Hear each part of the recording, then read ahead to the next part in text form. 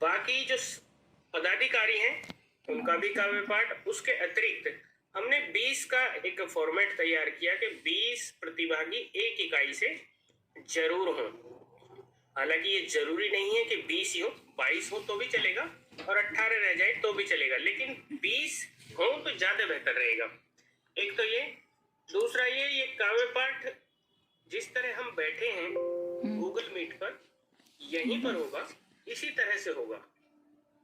और क्योंकि मन तो पहले ये था कि इसे कंटिन्यू कराएंगे हम सारी इकाइयों को एक साथ, लेकिन क्योंकि सर्दी का समय है और 36-37 घंटे बैठना एक किसी के भी लिए बड़ा मुश्किल होता है, इसलिए उसे फिर हमने डिवाइड किया कि एक दिन में हम 3 इकाइयां लेंगे, 3 इकाइयां अपने परफॉर्मेंस करेगी और फिर अगले दिन 3 इकाइयां आएंगी।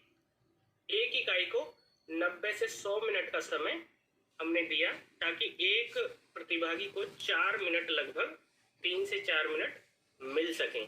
उसके साथ ही संचालक भी पढ़ेंगे और उनका जो अध्यक्ष है, कार्यक्रम अध्यक्ष, तो वो टाइम कवर 100 मिनट के अंदर हो जाएगा। ये तो काव्य पाठ की योजना है। आजादी का अमृत महोत्सव है तो देशभक्ति की रचनाएं ही पढ़ी जाएगी। दूसरी चीज ये है कि इसका लाइव टेलीकास्ट जैसे आदरणीय संगीता जी करती हैं, इसी तरह से हम फेसबुक पर लाइव करेंगे चलते चलते। एक ये योजना है। इसमें ये कोई मेरा अपना प्रोग्राम नहीं है, ये अध्यक्ष जी का प्रोग्राम नहीं है, ये केवल आपका नहीं है, ये हम सबका प्रोग्राम है। हम सबकी हिस्सेदारी बराबर की है, जिम्मेदारी भी बराबर की है, इसलिए सभी को उत्साहित होकर इसमें प्रतिभाग करना है। ये तो एक व्यवस्था है कि इस तरह से हमने ये किया कि एक को अध्यक्ष नियुक्त किया, एक को संचालक। सभी संचालक नहीं हो सकते, सभी अध्यक्ष नहीं हो सकते, तो एक सेटिंग तो बैठाने के लिए हमने ऐसा किया।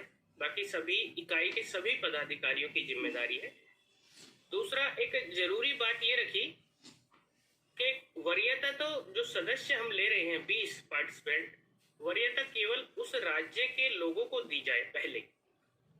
इन केस उस राज्य के प्रतिभागी नहीं पूरे होते हैं, नहीं है, कई इकाइयां हमारी इस दौर से भी गुजर रही हैं जिसे मैं कहूँ गरीबी रेखा से नीचे हैं, जैसे कि गोवा है, कर्नाटक है, उस तरह जो इकाइयां हैं वहाँ के रचनाकार नहीं हैं, तो उनमें हम ऐसा कर सकते हैं कि कहीं के भी हो हम उन्हें काव्य पाठ करने की छूट दे सकते हैं।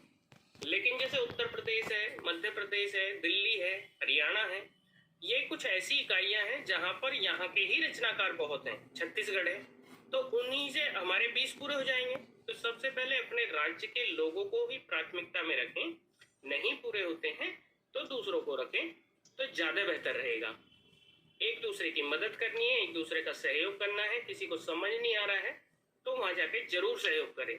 एक समस्या और मुझे देखने में आ रही है कि मान लिया गोवा में आदरणीय सुनीता रानी जी हैं वहां पर, अब ये हैं बिहार से या अब दिल्ली में रहती हैं गाजियाबाद में, तो कहने का मतलब है सबसे पहला दायित्व है इनका अपनी इकाई को संभालें। गोवा में है तो गोवा को ही संभालना है, वहीं काव्य पाठ की व्यवस्था भी होगी, वहीं आपकी जिम्मेदारी भी है।